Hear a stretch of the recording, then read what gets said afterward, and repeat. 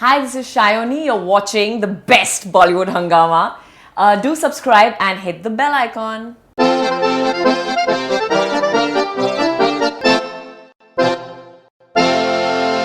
We have this fantastic actress, Sayani Gupta, one of my personal favorite actresses. What she brings to the table is simply incredible. If you look at her, you wouldn't realize that she is capable of all this and so much more. Pleasure having you back on Bollywood Hungama.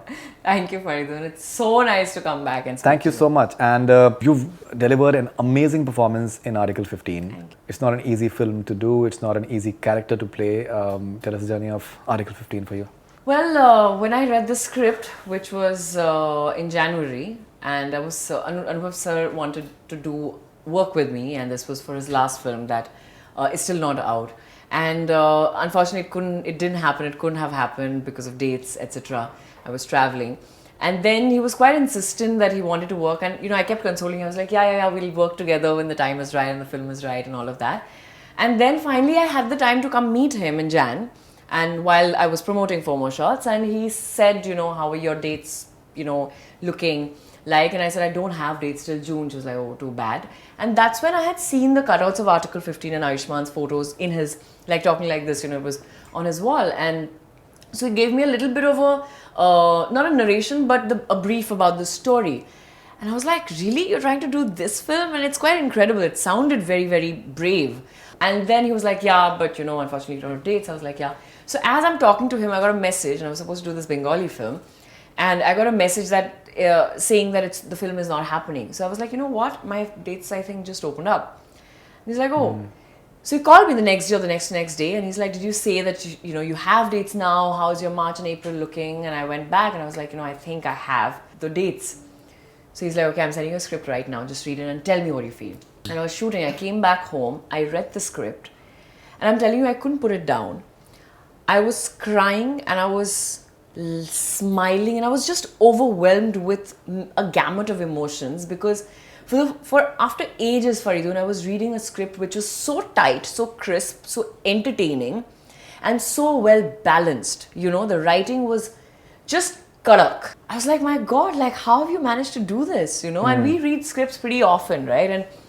And very, very few times you get a script which is this good. And I called him. It was like 3:30 in the night. And I called him. Obviously, he didn't pick up. I was like, what am I doing? I'm not even, this is not a professional way to behave, calling a director in the middle of the night.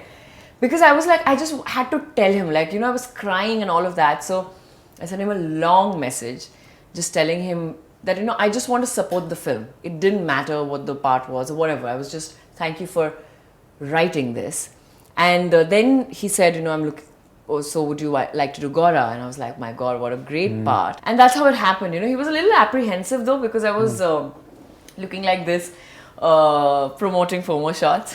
And so he was seeing my Instagram and he's like, how am I going to imagine you like this and, in Gora, as Gora?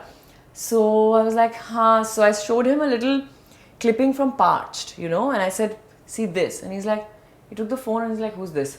I said, listen.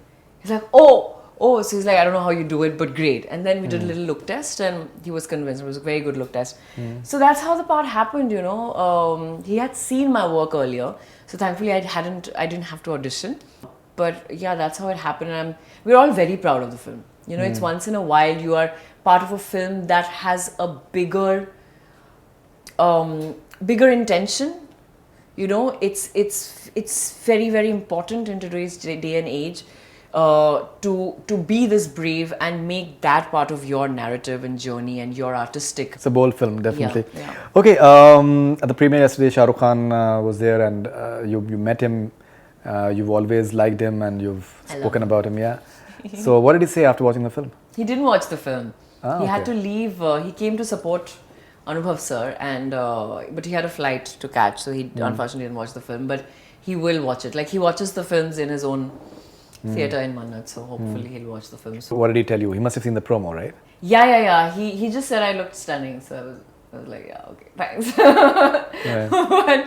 but we met. In fact, every time we meet, there are so many people right around. The last time I met him, I remember we were in Calcutta International Film Festival, and there were these so many people, and we still managed to hug and share a few what's happening and little bit. But yesterday there was like nobody. So it was great because we actually, got time to chat and just linger the hug a little longer. All right, so your Instagram was made.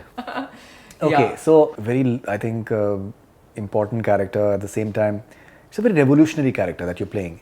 एक आपका scene में आप बोलती हैं कि that हमने भी नागरिक शास्त्र पढ़ा हुआ है and you talk about Bhagat Singh and your love interest is Zishan Ayub, who's obviously in a way based on Bhagat Singh as well. He just twirls that mustache. That's actually Chandrasekhar. Chandrasekhar Azad. Yeah. No, Chandrasekhar, the Dalit activist and leader. I think in a way the base So it's of a all mix of them. of many people. But I think the base of any revolutionary tends to be Bhagat Singh in a way, and your character tells that as well कि उतना नागरिक शास्त्र हमने भी पढ़ा है. उसमें विश्वास रखना कितना जरूरी था उस किरदार में? There's a politics around it. There's a politics around it. So ऐसी फिल्में आप तभी करते हो जब आप उस पॉलिटिक्स में विश्वास रखते हो.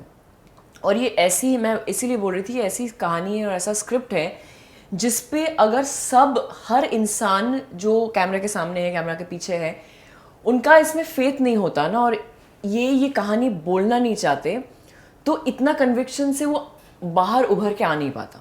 We were completely sold, this is our politics, this is what we want to say, and I've always believed that how better can you say something than through your work. Because we are also very lucky because we are artists, and we have a voice, and this is our voice. You don't have to go and sit on a morcha or become an activist. The kind of politics you believe in has to be reflected through the work you do, right, and through the characters you play, and every character that I play or I have picked till now in a way reflect my personal politics. Be it a jolly, be it Hina Siddiqui in a jolly, or Damini in a FOMO shots, or Gaura in Article 15, these are my individual politics, and these are the voices, these are the women that I would want to portray because I feel they deserve representation in mainstream, and I have friends who are activists and who work in Chhattisgarh and Jharkhand at the ground level with people, with Adivasis, with the Dalits, and it feels very wrong to just talk like this because it's very superficial. But I know people who do work over there, and handle ground realities, and it's heartbreaking, what the system is and how the system functions. It is just so disturbing, and how much can we really do? But what we can do is just make that part of our day-to-day dialogue through the work we do, through the films we make, Yeah. And that's why it was very, very important. So when I play Gaura, I come from, and people ask me, did you have to do research or, prep? How do you prep for the... But I was like, my day-to-day in life, Shayoni likes to read about all of this. And so that's part of my research, right? I am aware of what's happening, what are they doing, what are the problems in a way that these guys face, and it's definitely, I feel that we should have a little better understanding and awareness about the marginalized section of the population. Definitely. Coming back to your character, you say a lot through your eyes. Anyways, I think the lighting is very interesting in the film, and you totally look like a villager, and you behave like one, and your body language is totally your body language is totally that of a villager. And having known you, I'm not surprised because I know what sort of actress you are.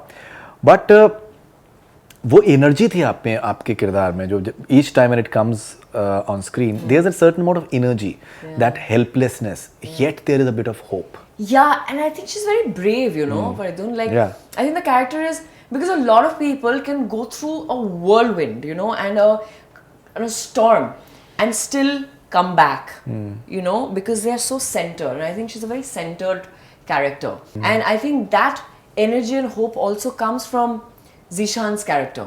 That she is completely besotted by this guy, but because of the, वो जो aura है ना, and जो एक वो अंदर की जो light है, and I think that's so strong in Zishan's character, right? So she really looks up to him, and she's like, this is what I have to be, and I get all the energy I need from him, and finally, whatever happens in the film, she's going crazy, but she still has hope. And she's still optimistic in a way. And I think that's a great quality about Gaura. Having said that, you know, she is vulnerable at many, many places, but she has a spine of steel, I feel. All right, and it's a unique film. You have Bob Dylan as well as you have Pash. Yeah. I personally feel that's a deadly combination. If you can do that, the writing is spellbinding. Yeah. So, Also, Anubhav sir he's very learned and he's very, very well read, and he loves Urdu poetry and Sher-o-Shayari, and he knows everything by heart. And he went to Aligarh Muslim University, AMU, and I think that's when he got exposed to poetry, you know. And so these guys would constantly be talking about Pash and Faiz throughout, you know, and Kabir, and it was such a the whole atmosphere was like that, you know. सब इधर से कोई ऐसे पाश की लाइनें बोल रहा है, वहाँ से कोई फैज कोट कर रहा है, तो you're like, wow, what is going on, guys? It was beautiful. Okay, and a film like this, a lot of mileage in a way, because Ayushmann Khurrana is part of it, considering the sort of film that he's doing right now. Yeah. And I think he's delivered a fantastic performance as well. He's fabulous. So how important is it for mainstream actors who are stars to support such films? You know, I had thought, when I knew Ayushmann was doing the film, I had thought that, oh, it's really great of Ayushmann to say yes to a film like this. And I was telling sir, I was like, you know, I'm so glad Ayushmann, and my respect for him has gone up, because, you know, I was like, I'm so glad he said yes to the film. And Ayushmann overheard me saying this, and Ayushmann was like, hello, I pleaded, I girgirowed in his office. I was on the floor saying, I am not going out of this office till you give me this film. And that is the mark of a brilliant mind. Because I think Ayushmann is brilliant when it comes to his choice of work, right? Choice of scripts. And he does it instinctively.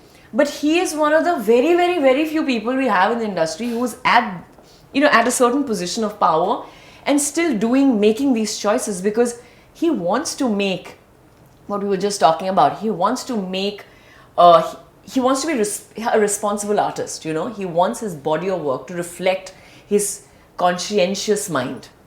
You know, from all the, you know, he's doing obviously a Badhai Ho and an Andhadhun and an Article 15 at the same time. These are different kinds of films. But they're all trying to say something. They're all trying to push the status quo a little bit in different ways, you know. And that he's fabulous, like, you know, because of that. And I think everyone should do it, but everyone's, I guess, you know, people have different kinds of perspectives, and they want to play it safe, I guess. And but I think, you know, unless and until you take risks, the payoff is also higher when you're taking risks. Absolutely.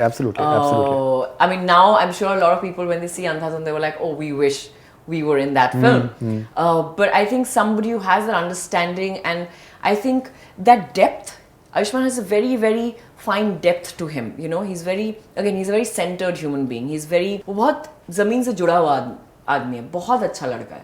And I think that centeredness actually helps him to choose, because he's really aware, like 360-degree aware, you know. So he has a sense of what is good, what is bad, what will work, what will not work, that kind of sense also. Sure.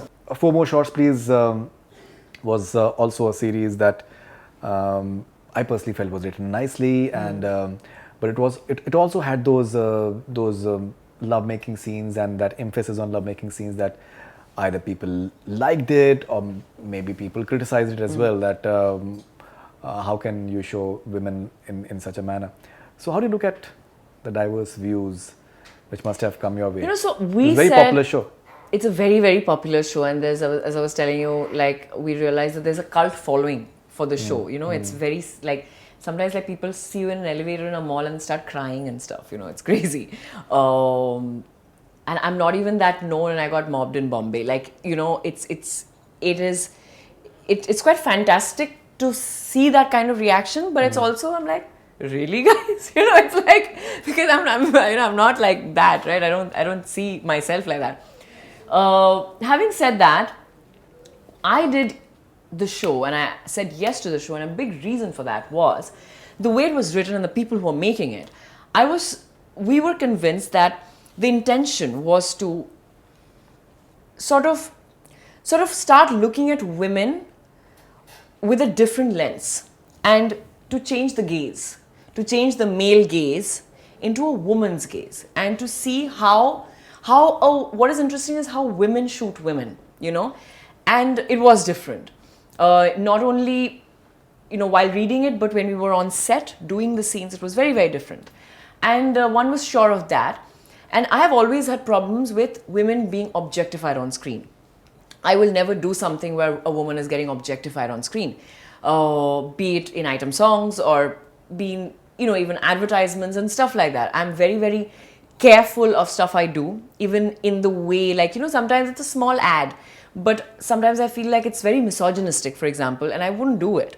So I'm very careful. And I did the show because I knew how they're going to show the love making and how they're going to show the men and the women and their bodies and all of that. So it was a very clear, informed choice we were making.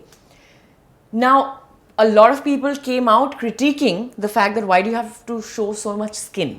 Now, the fact that it's a show that talks about women enjoying and taking agency for themselves. And when you take agency, you have to show sex being a woman's choice and how she wants, and how, if she's feeling liberated or uncomfortable or whatever she's feeling, and there are different things you feel with different people at different points in life. It's all important because the show is about that. You know, the show is about these girls going through different beats in life, be it in their professional life or their personal life, you know, or they're in their sexual life. So these are different beats. Now we don't say, why is Damini behaving like this with her ex-employee, you know, because you're like, we are more comfortable with that setup, but this makes us uncomfortable. And that was also the idea of just pushing the envelope little by little. And I think we must again do that because of our politics, that you need to constantly keep pushing the envelope in some way so that it normalizes things. And the idea of doing the scenes the way we did them was so that this conversation is normalized, and a year from now nobody's talking about this anymore. All right. Okay, so I believe the season 2 is being picturized right now. Yeah. So when do we see that? 2020. 2010, 20 beginning. Yeah. Okay, all right. Hopefully.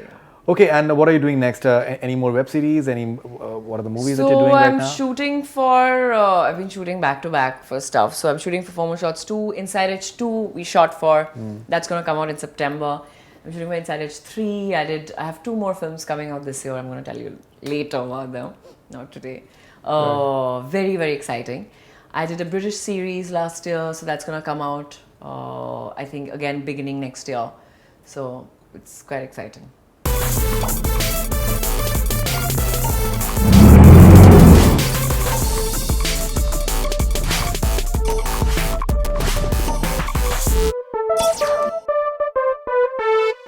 Rapid fire with Sayani Gupta. Okay, whom would you go for relationship advice? None of my friends. Relationship advice? Nobody. I think everyone sucks at relationships. Okay, whom would you go for career advice? Shahrukh Khan. I think Shahrukh Khan? yeah. He's quite, real Shahrukh Khan. Who has a better sense of humor? Who has a better sense of humor? Between anyone that you've known. Shahrukh Khan? He has the best sense of humor? Yeah, amazing. Manoj Okay. Pawa also. Yeah, I think he's outstanding in the film, in fact. One quality that the following person has that others don't have. Okay. Ayushmann Khurrana. One quality that Ayushmann Khurrana has that others don't. His head so, like, well put on his shoulders. Like, it's like, you know, head on his shoulders bolte hai na ki it's like ekdam matlab grounded hai. So I think that quality. Anubhav Sinha. His brilliance, intelligence. Manoj Pawa. Aww, his cheeks. His being, he's just a gorgeous human being. I just love him. I told him the first time I met him, I was like, can I make a little bonsai of you and keep it in my house? You know, it's like a little laughing Buddha. He's fabulous. What he has is actually his wisdom. He's a very, very, very wise man. Kumud Mishra. His harami-pan. Kumud Mishra is the best. He's the best actor, he's the best everything. He's the best looker, he's the best jawline, he's lovely. Sorry, it's like an internal joke. Mohammad Zeshan Ayub. His skill sets, his diction. Fab. Diction is good. Yeah. Your all-time favorite film? My all-time favorite film has to be Opur Shangshar and Hirok Rajar Deshe, which are both Satyajit Ray films. Do you believe in love at first sight? I believe in attraction at first sight, and definitely like not, you can't call it love, but sometimes you know ki this is it, like that. Okay. If you could date a man from bygone times, who would it be? Uttam Kumar, you know who he is? Yeah, obviously. Yeah. Obviously. I What wish is he that? was That alive. Hindi film that Amanush. Amanush. But Amanush he did at a much later stage in life. His younger films are like, he's yummy. Like, he was delicious. Very good actor also. All right. An idea that changed your life? Going to film school, going to FTI changed my life. I think it's the best decision I made. If not an actor, what would the following people be? Shahrukh Khan. A great reality TV host. Or maybe he could host Jeopardy, this show, this American show. Priyanka Chopra. She'd be a great management person. I think she has great administrative skills. So maybe in the bureaucracy or like a head of like a multinational company, like a CEO of a company. All right. Deepika Padukone. She could be.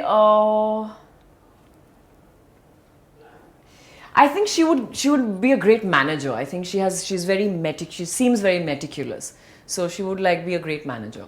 Favorite genre of movies? Okay, comedy and rom-coms. Oh, sucker for rom-coms. Okay, an actor or director you'd like to work with next? Zoya Akhtar. Love her. I'm like a full Zoya and Zoya Akhtar Rima Kadgi like stalker. I see all their interviews. I'm like totally in love with that Actor? duo. Actor?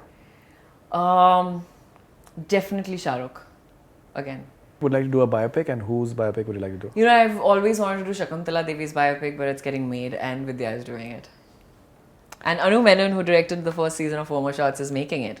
So I'm very, very, very happy for her. Yeah. What's your favorite TV show? Big Little Lies. What's on your cell phone playlist right now? I have a lot of Lumineers and George Ezra I like listening to all the time. Okay, best gift you've ever received? I don't know. Too many. Too many.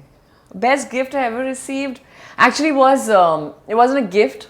My father's single malt collection, I inherited them after he passed. So I think that was something amazing. And his collection of watches. If you had one superpower, what would it be? To be invisible. And to travel. So I think I told you this. So Gupika and Bhagabain, it's a trilogy, right? So they have... Lovely film. Yeah. What music? Amazing music. Yeah. So the ghost, the Bhuter Raja, who's the Bhuto ka Raja, he gives these 3 Vardhan. Okay, one is you can eat whatever you want. 2 is you can go wherever you want. And 3 is you can, when you sing and play, everyone is mesmerized and they just like freeze. They're like statues. And they have these like special pairs of shoes. So they just clap and they're like, they come in a new destination. So I think, yeah, that's quite cool, right? Talking about the trolling, the way you expose that and that how the trolling it's an organized thing that takes place and how it is outsourced to other countries as well and how it is done. I thought it was a wonderful way of talking about trolling. But why is it that nothing is really done in terms of social media trolling that I think almost everyone experiences? Because many times people in power are hiring people to troll. Who's going to do anything about anything if people who actually have the power are doing it themselves? See, trolling is a very organized crime, and there are a lot of unemployed people and college kids who are sitting there for pocket money. They're just going to sit behind computers and troll. And like in FOMO shots also they say ande ke piche chupke, that anda for a DP, there's no name, there's no face, there's nothing. It's just a random handle and you can just say anything you want, and there's so much hatred. There's just sheer hatred. And and which is quite scary sometimes. But you know, I think the best way to deal with them is not give them importance at all, because and some people get it more than some other people, because I feel, I mean, I got trolled sometimes, but for my political view, you know, and but irrespective of what you say, somebody out there is going to come and troll you. So then you're like, "Arey, do your job, yeah. I mean, it's fine. You're doing your job. You're getting paid for it. I'm not going to give heed to it." But I don't think they can really do anything about it unless and until the people in power want to do something about it, and that's never going to happen. मेरा आपसे आखिरी सवाल आपसे मेरा ये था कि that when someone sees you and when someone meets you, obviously you have a striking presence, but लेकिन जब आप बोलती हैं तो आपकी आवाज़ में bass बहुत है. I think your voice is stunning. Tell us the sort of effect that you managed to get with your voice on people. I mean, people seem to like my voice, but you know, when I was a kid, I still had this voice. So, a little kid coming towards me when she started talking, and my mother would constantly keep saying, "Hai ki hide gola," you know, it's like this husky voice. And my father always kept telling me, "Don't worry, when you grow up, people are going to really appreciate this voice." But I started doing a lot of voice work very early, because I used to sing and then do a lot of elocution. So, because of the voice, I think I used to recite poems a lot, and like I was heavily into elocution and recitation. So that used to happen, and then people started calling me for radio ads, like as a child, because I had this like strange weird voice. And then it became a thing. Then I was the voice of Apple for 1.5-2 years for all of success ads for India and Southeast Asia. I wasn't allowed to talk about this earlier when I was doing it, because I was contract bound. Now I can talk about it. So it was one of the coolest gigs I did. I was the voice of Apple, and it was so cool. So it's nice, you know. And people actually recognize me by my voice, even my voiceover stuff. Like people have messaged me saying, "Oh, did you do this voiceover?" So tell me the best maybe like any line that you've received for your voice, anything that stays with you कि आपकी आवाज़ सुन के मुझे लगता है कि that Brazil में बारिश हो रही है, something like that effect. Nothing like that. Yeah, I think my mother kept saying that, you know. Apart from your mother, we love your mother. Yeah. Compliment, I don't know. Everyone says you have a great voice, like that, you know. Yeah. But apart from that, like I don't remember these things. इतने सारे हैं कितना याद रखूं? It's like so vain to remember compliments, no? Like you don't remember like someone say, "Faridoon, you're a great host." Like, you know, you made my day. Do you remember that one time somebody said that? It's not about me. It's about your voice. Sayani, that was a wonderful conversation that I've just had with you. Thank you so much for coming to Hungama office. And congratulations for Article 15 and everything that you'll be doing in the near future must be incredible. Looking forward to that. Thank you. And on huge popular demand from everyone out here, we'd like to end this interview with a song from you. I knew it. Aaj jaane ki zid na karo, यूं ही पहलू में बैठे रहो, यूं ही पहलू में बैठे रहो, आज जाने की जिद ना करो. Fantastic. Fantastic. Thank you so much, Sayani. And congratulations for Article 15 once again. And all the best. Thank you so much. Always a pleasure. That's all we have from Bollywood Hungama. Keep on watching.